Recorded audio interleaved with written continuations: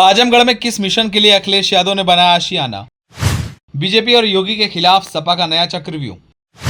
अब यहीं से पूर्वांचल साधेंगे अखिलेश यादव।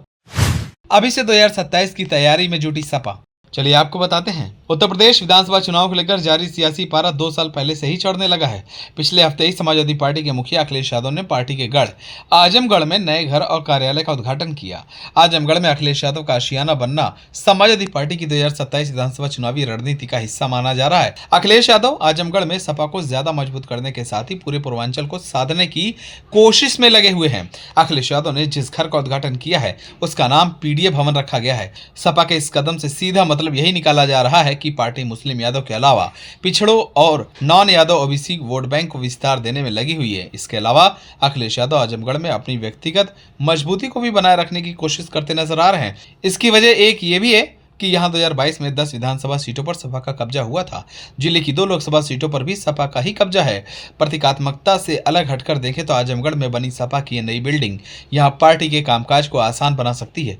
यहां पार्टी का कार्यालय केवल एक कमरे में सीमित था और दिग्गजों की अगुवाई के लिए जहां जगह नहीं थी। आजमगढ़ का महत्व सिर्फ जिले से कहीं ज्यादा है क्योंकि ये पूर्वांचल का अहम हिस्सा है। साल 2022 के विधानसभा चुनाव में बीजेपी को यहाँ से बड़े झटके लगे थे। यहाँ सपा ने 39 सीटें हासिल की थी। 2017 में सपा को 16 सीटें मिली थी, वहीं 2022 में ये बढ़कर 55 हो गई थी। बीजेपी को 2022 में बड़ा झटका इसलिए लगा था क्योंकि 2017 में जिस पूर्वांचल में बीजेपी ने 114 सीटें हासिल की थी उसी पूर्वांचल में बीजेपी की सीटें 86 पर आ गई थी। अखिलेश की रणनीति इस क्षेत्र में ज्यादा फोकस करने की है जिसके जरिए 2027 के विधानसभा चुनाव में बीजेपी को टक्कर दी जा सके। ये वो लाभ है जिन्हें अखिलेश यादव 2027 की लड़ाई के लिए तैयार करते हुए बनाए रखना चाहते हैं।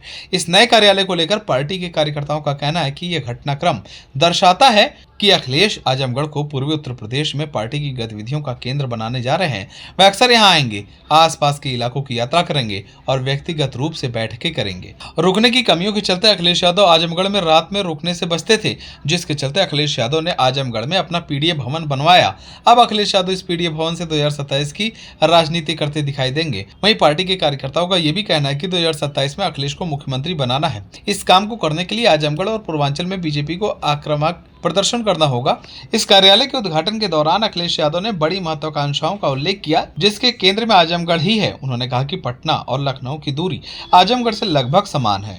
उन्होंने संकेत दिया कि पार्टी इस साल के अंत में होने वाले बिहार विधानसभा चुनाव में आरजेडी की मदद करने में सक्रिय भूमिका निभाना चाहती है। पार्टी के लिए सबसे महत्वपूर्ण परीक्षा 2 साल बाद होने वाले विधानसभा चुनाव होंगे और उसने धीरे धीरे बीजेपी के साथ लड़ाई के लिए तैयार होने के लिए कदम उठाने शुरू कर दिए हैं। जुलाई में ही समाजवादी पार्टी के पसमानदा मुसलमानों तक पहुंचने और अपने मूल मुस्लिम यादव आधार को मजबूत करने के लिए 1 साल का अभियान शुरू किया है। पार्टी की योजना सभी 403 विधानसभा क्षेत्रों में पसमानदा लोगों के साथ बैठकें करने की है। उसके बाद जिला स्तर पर सम्मेलन आयोजित किए जाएंगे और अंत में विधानसभा चुनाव नजदीक आने पर राज्य स्तर पर जनसभा आयोजित की जाएगी। पार्टी ने पिछले 3 विधानसभा चुनाव में हारी हुई 108 विधानसभा सीटों पर ध्यान केंद्रित करने की रणनीति भी बनाई है। अब देखना होगा कि अखिलेश यादव की रणनीति कितनी काम आती है। क्या आजमगढ़ के सहारे अखिलेश यादव 2027 में वापसी कर पाएंगे?